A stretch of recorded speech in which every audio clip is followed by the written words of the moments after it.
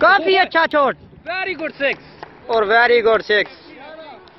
क्या बात है, क्या बात है जनाब। वहाँ पर umpire Jameel, umpire Jameel of बगियाड़ी, आप बगियाड़ी वो सामने नजर आ रहे हैं बादल को कुछ समझाते हुए। और ये हैं हमारे आमिर भाई जो बहुत ही अच्छी बैटिंग, गेंद पे छक्का मारा था और दूसरी पे भी, ओहो दूसरी बॉल पे भी शॉट खेला है ही नहीं है मस्जिद में। और 4 रन का इशारा अंपायर की तरफ से, 4 रन का इशारा। बस सारे पंजाबी ने सारे पठान सारे 5 बॉल पे 15 रन आ चुके हैं जनाब।